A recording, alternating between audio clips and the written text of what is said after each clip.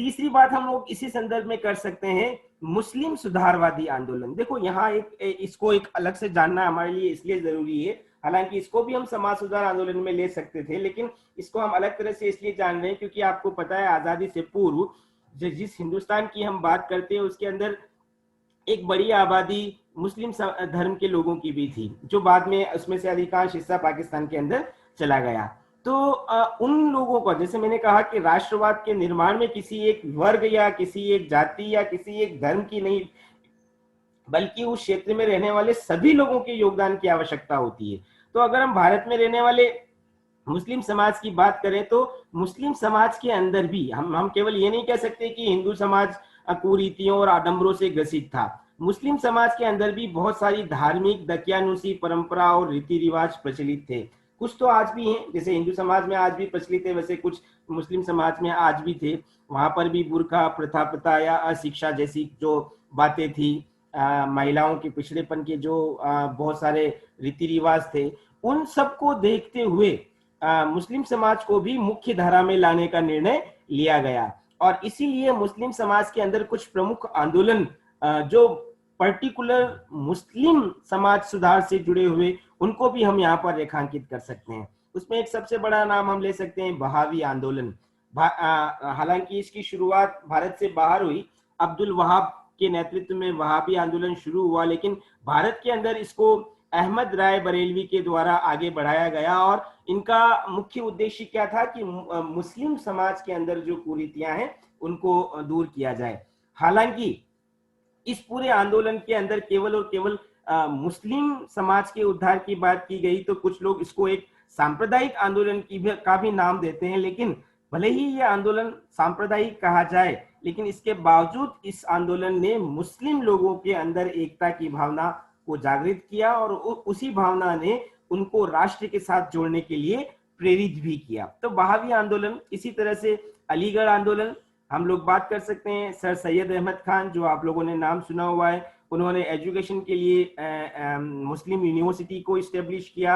इसी प्रकार से अहमदिया आंदोलन भी शुरू हुआ, जिसका मुख्य उद्देश्य ये जो इतने भी जो संप्रदाय हैं, मुस्लिम संप्रदाय, शिया सुन्नी, इन सब के बीच में सांप्रदायिक सद्भाव की स्थापना हो।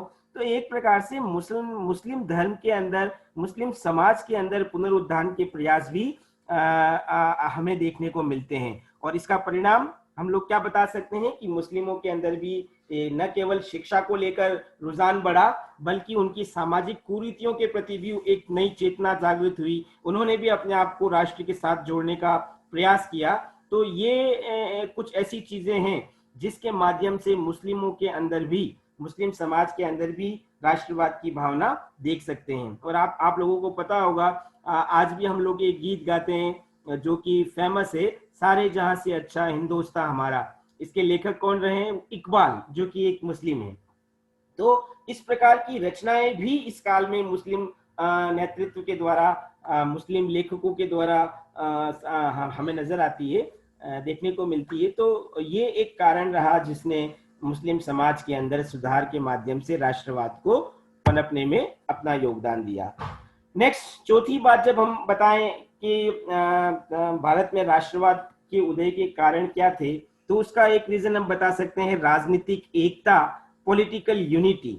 अब पॉलिटिकल यूनिटी या राजनीतिक एकता का मतलब ये है कि भारत एक, जैसे अभी हमारा एक नक्शा है, एक मैप है, उसी तरह से आजादी के पहले भी भारत का एक भौगोलिक नक्शे की तो हम बात कर सकते हैं।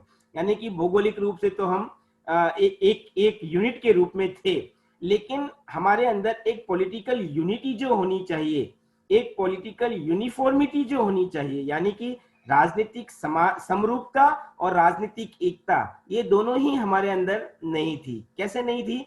एक प्रकार का शासन नहीं था, एक जैसी शासन की संस्थाएं नहीं थी, लोगों में उन संस्थाओं के प्रति विश्वास समान रूप से स्थापित नहीं था। तो और इसके पीछे कारण क्या?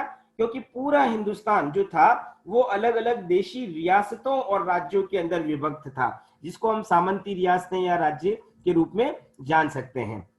और जब अंग्रेज आए थे तब अंग्रेजों ने इसका क्या लाभ उठाया? उन्होंने एक पॉलिसी अपनाई जिसको आप अच्छी तरह से जानते हो, डिवाइड एंड रूल फूट डालो और राज करो। और इस डिवाइड एंड रूल की पॉलिसी के माध्यम से उन्होंने क्या किया, धीरे धीरे ये जितने भी जो देशी रियासतें थे या राज्य थे, उनके ऊपर या तो खुद ने या इनडायरेक्टली अपने प्रतिनिधियों के माध्यम से शासन स्थापित किया। तो कहने का मतलब, भारतीयों के अंदर ये जो राजनीतिक एकता की कमी थी, उसका लाभ ब्रिटिश शासन ने उठाया और अपने अपने शासन को वहां पर मजबूत किया। जब अंग्रेजों ने भारत के ऊपर शासन स्थापित कर लिया, डायरेक्टली या इनडायरेक्टली, तब उन्होंने क्या किया, पूरे अपने जहां जहां पर उनका अधिकार था वहां पर एक समान एडमिनिस्ट्रेटिव सिस्टम को स्टेब्लिश किया। यानी कि वो अंग्रेजों के द्वारा शासित क्षेत्र के अंदर एक समान प्रशासनिक व्यवस्था स्थापित हुई। अपने प्रशासन को मजबूत करने के लिए उन्होंने संचार सुविधाओं का विकास किया, पोस्टल सर्विसेज का विकास किया, ट्रांसपोर्टेशन को डेवलप करने के लिए रेल का नेटवर्क चलाया या रोड्स बनवाई।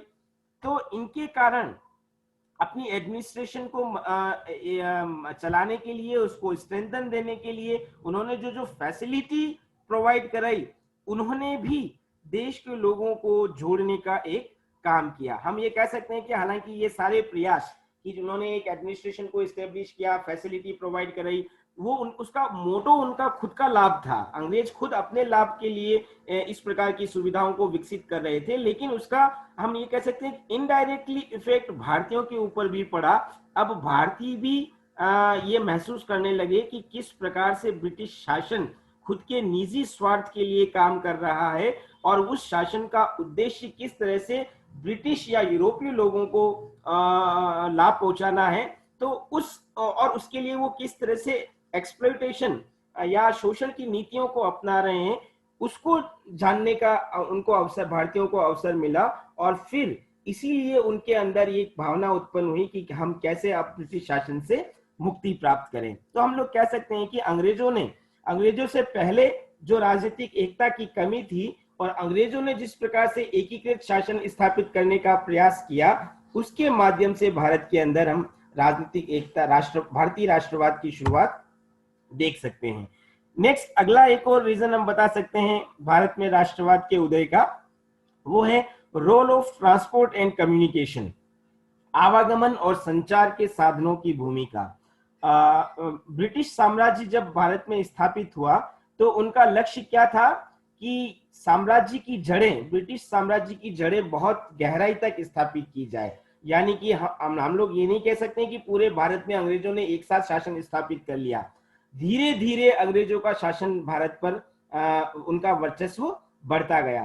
तो साम्राज्यवाद की जड़ों को मजबूत करना और उसको स्टेबल बनाए रखना, यानी कि ब्रिटिश साम्राज्य स्थायी कैसे यहाँ पर रहे और ब्रिटिश हितों को कैसे पूरा करे, ये ब्रिटिश शासन का एक प्रमुख लक्ष्य था। और इसी लक्ष्य को पूरा करने के लिए उनके लिए जरूरी क्या था कि वो एक इफेक्टिव और इम्प्रेसिव एडमिनिस्ट्रेशन को इस्टेब्लिश करे। यानी कि एक ऐसा प्रशासन स्थापित किया जाए जो कि ब्रिटिश हितों के लिए भी सहायक हो और लोगों पर भी अपना प्रभाव, अपना नियंत्रण स्थापित कर सके। यहां तक कि ब्रिटिश शासन का लक्ष्य क्या था कि वो अधिक से अधिक अपने जो उनका इकोनॉमिक इंटरेस्ट था, उस इकोनॉमिक इंटरेस्ट को पूरा करे। आप लोग जानते हो कि भारत में जो ब्रिटिश शासन था व्यापारी वर्ग के रूप में यहाँ पर आया और धीरे धीरे फिर वो सत्ता उन्होंने हथियाई। तो भले ही 1857 की रिवोल्ट के बाद शासन ईस्ट इंडिया कंपनी से ब्रिटिश संसद के पास आ गया, लेकिन अभी भी उद्देश्य क्या था कि भारत का आर्थिक शोषण करना। आप लोगों को पता है कि वो ब्रिटिश लोग, ब्रिटिश व्यापारी, ब्रिटिश शासन भारत से रॉ मटेरियल तो बहुत सस्ते दामों में लेकर जाते थे और उसी रॉ मटेरियल का एक जो उसका आउटपुट निकाल के लाते थे, एक निर्मित सामान जिसको हम कहते हैं, वो भारत में ही लाकर महंगे दामों में बेचते थे। तो एक प्रकार का हम लोग कह सकते हैं कि जो इकोनॉमिक इंटरेस्ट था, उस इंटरेस्ट को भी कैसे पूरा किया जाए, ये भी ब्रिटिश शासन का लक्ष्य था। तो इन सब को ध्यान में रखते हुए, यानी कि अपने साम्राज्य को मजबूत करने के लिए, अपने एडमिनिस्ट्रेशन को इफेक्टिव बनाने के लिए और अपने इकोनॉमिक इंटरेस्ट को पूरा करने के लिए अंग्रेजों ने यहाँ पर ट्रांसपोर्टेशन को भी इस्टेब्लिश किया और कम्युनिकेशन के मोड भी इस्टेब्लिश किए।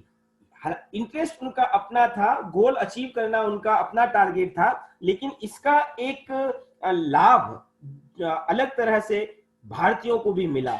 और वो लाभ क्या था कि मोड ऑफ ट्रांसपोर्टेशन और मोड ऑफ कम्युनिकेशन के कारण अब जो ज्योग्राफिकली क्लस्टर्ड एरिया थे, यानी कि हम लोग कह सकते हैं कि जो भारत बटा हुआ था भौगोलिक रूप से, जहां लोगों का संपर्क नहीं था एक दूसरों से, लेकिन अब आवागमन के साधनों के विकसित होने से, संचार साधनों के विकसित होने से लोग एक दूसरे स्थानों पर आने जाने लगे।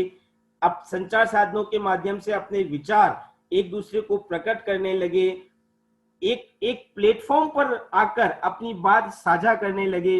तो ये जो मोड है, चाहे वो ट्रांसपोर्टेशन का मोड हो, चाहे वो कम्युनिकेशन का मोड हो, इन दोनों मोड्स के कारण भी भारतीयों को लाभ पहुंचा, विचारों के आदान प्रदान का, परस्पर मिलने का, परस्पर स्ट्रेटेजी बनाने का, और उन स्ट्रेटेजी को एक साथ किस तरह से एग्जीक्यूट किया जाए उसको उसको भी निर्धारित करने का एक अवसर इन साधनों के कारण मिला। तो हम ये कह सकते हैं कि राष्ट्रवाद के उदय में और राष्ट्रवाद के विकास में, न केवल हम उदय की बात कर रहे हैं बल्कि राष्ट्रवाद के विकास में हम आवागमन के और संचार साधनों की भूमिका को भी महत्वपूर्ण मान सकते हैं। फिर एक नेक्स्ट अगला पॉइंट यहाँ पर हम बता सकते हैं, impact of western education and literature, पश्चिमी शिक्षा और साहित्य का प्रभाव। आप लोगों ने पढ़ा भी होगा हिस्ट्री के अंदर कि 19वीं शताब्दी के अंत तक एक समय ऐसा था जब भारत का एक वर्ग ऐसा था भारत में जिन्होंने अंग्रेजी शिक्षा को ग्रहण करने का मानस बनाया और अंग्रेजी शिक्षा को उन्होंने प्राप्त भी किया। वो एजुकेटेड वर्ग था जिसमें हम फिरोज शाह मेहता, दादा भाई नौरोजी और उस समय के तमाम जो लिबरलिस्ट उदारवादी नेता हैं उनके नाम हम यहाँ पर ले सकते हैं। यहाँ अब भारत में अंग्रेजों ने भी एजुकेशन का एक्सपांशन किया और उन्होंने अंग्रेजी शिक्षा को बढ़ावा देने की बात की। इसके पीछे उनका लक्ष्य क्या था कि ब्रिटिश साम्राज्य की जो इंटरेस्ट हैं उन इंटरेस्ट को प्रोटेक्ट किया जाए, ब्रिटिश एडमिनिस्ट्रेशन को अच्छी तरह से कंडक्ट किया जाए और उसको इफेक्टिव बनाया जाए। एक छोटे से शब्द में अगर हम कहें, भारत के अंदर अंग्रेजी शिक्षा का या जो पाश्चात्य शिक्षा थी उसका उद्देश्य था बाबू तैयार करना, क्लर्क प्रिपेयर करना, ताकि उससे वो एडवांटेज किसको मिले, ब्रिटिश शासन को मिले। और जब ऐसी एजुकेशन से जो वर्ग बनेगा वो पूरी तरह से ब्रिटिश शासन के प्रति डिवोटी भी होगा। तो ये एक मोटो था अंग्रेजों का यहाँ पर अंग्रेजी शिक्षा लाने का। लेकिन इसका परिणाम क्या हुआ? इसका परिणाम भारत के संदर्भ में अगर हम देखें तो एक पॉजिटिव रिजल्ट भी आया। पूरे भारत के अंदर हम कह सकते हैं कि लैंग्वेज के आधार पर बहुत सारी डाइवर्सिटी है, अभी भी है। हम लोग देखते हैं कि तमिल, कन्नड़, मलयालम, पंजाबी, बांग्ला, डोगरी, मेवाड़ी, राजस्थानी, गुजराती, अलग अलग भाषाएं हैं।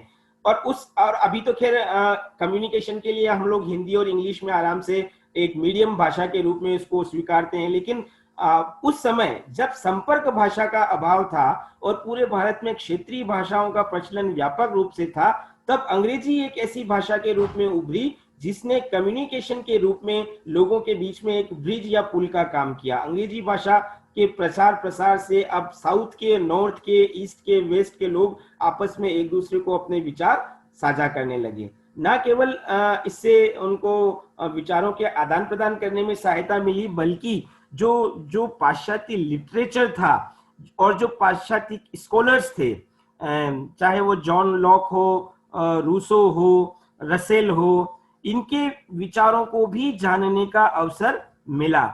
यहाँ तक कि जितनी भी आइडियोलॉजीज थी कि सोशलिज्म क्या है, इंडिविजुअलिज्म क्या है, एनार्किज्म क्या है, या इसी तरह से डेमोक्रेसी क्या है, इन आइडियोलॉजी को जानने के बाद इंडिया के कंटेक्स्ट में उनको किस तरह से अप्लाई किया जा सकता है उसको समझने का अवसर भारतीयों को मिला। इसी तरह से इन लिटरेचर्स के अंदर जो डेमोक्रेटिक इंस्टीट्यूशंस जो वेस्टर्न कंट्रीज में थे, जो डेमोक्रेटिक वैल्यूज जो कि वेस्टर्न सोसाइटी के अंदर प्रचलित थे, उनको जानने का भी अवसर भारतीयों को मिला। तो कहने का मतलब ये जो पाश्चात्य शिक्षा आई, जिसमें अंग्रेजी का एक बहुत बड़ा रोल था, तो उस पाश्चात्य शिक्षा के कारण भारतीयों को बहुत कुछ नए नए संदर्भ जानने का अवसर मिला। न केवल शिक्षा के माध्यम से, बल्कि शिक्षा के कारण जो अवेयरनेस आई, और जिस अवेयरनेस से उन्होंने वेस्टर्न लिटरेचर को देखा, उस लिटरेचर और उन वैल्यूज को भी उन्होंने अपने राष्ट्रवाद की भावना को विकसित करने में सहायक बनाया। और यहां तक हम ये भी कह सकते हैं कि अब जबकि वेस्टर्न एजुकेशन का एक्सपांशन हुआ धीरे धीरे, तो बहुत से लोगों ने बाहर के समाज, पाश्चात्य देशों में जाकर, यानी कि फॉरेन विजिट करके भी अपने नॉलेज को बढ़ाया, और उस नॉलेज को उन्होंने भारतीय परिस्थितियों के साथ कंपेयर किया, और उसके बाद ये देखा कि किस तरह से भारतीय समाज जो है वो बैकवर्ड क्यों है, और उसमें अंग्रेजों का रोल किस तरह से नेगेटिव है। तो एक तरह से हम कह सकते हैं कि ये जो वेस्टर्न एजुकेशन और जो लिटरेचर है, उसके इम्पैक्ट ने भी भारत के अंदर राष्ट्रवाद की भावना को मजबूती प्रदान की। मुझे लगता है आज के लिए इतना ही रखना चाहिए।